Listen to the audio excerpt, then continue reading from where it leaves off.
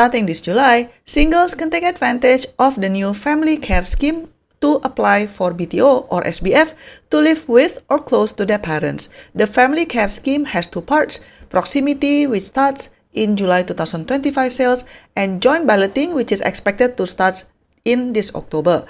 At the moment, up to 65% of two-room flexi BTO flats and up to 5% of sales balance flats are set aside for first-timer singles after flats have been given to seniors.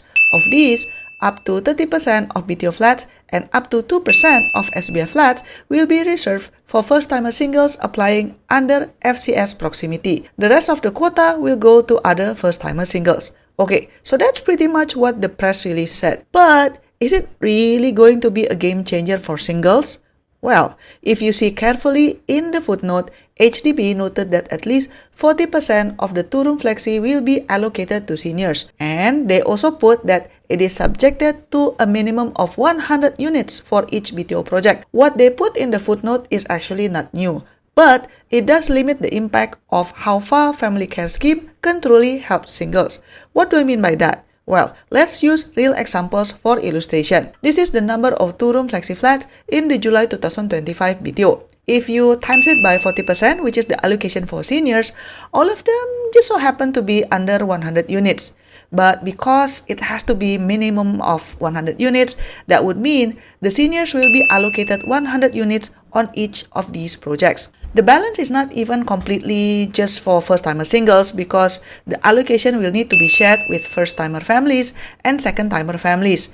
Again, only 65% of it is allocated for first-timer singles. Now, when they said that FCS allocation for BTO is 30%, it is against the first-timer singles allocation, not versus the entire two-room flexi. For SBF, the FCS proximity allocation is even smaller at 2% against the first-timer singles allocation. If we take Clementi Emerald BTO for example, the project actually has quite a good amount of two-room flexi, which is above 200, but the allocation for first-timer singles is actually only 78.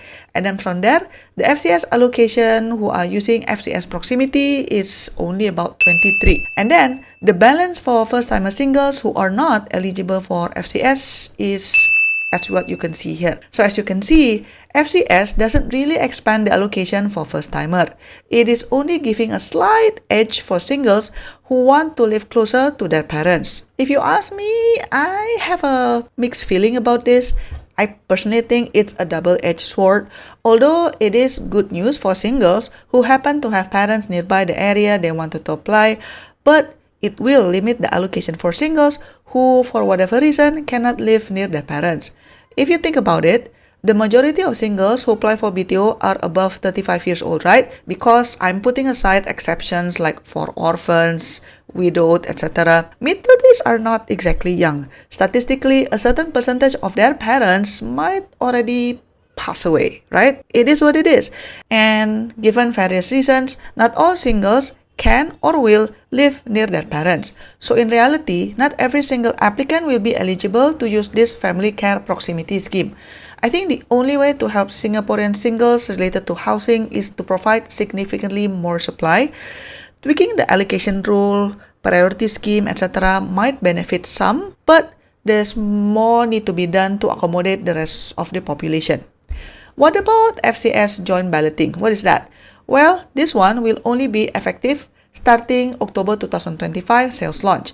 FCS joint balloting allows parents and their children, regardless of marital status, to jointly apply for 2 units in the same BTO projects where there are 2-room flexi or 3-room flats offered in the BTO project. We'll have to wait to know more about this FCS joint balloting scheme. On face value, this seems to cater to a very niche audience. I wonder how many old age parents who are on the market to buy a BTO still eligible to meet all BTO and loan criteria, and at the same time also happen to have single mid-30s adult child who also wants to buy a BTO at the same time. I wonder how many family can fit into that criteria, but I mean, what do I know? I'm sure the government has the statistics that initiate this ruling to begin with.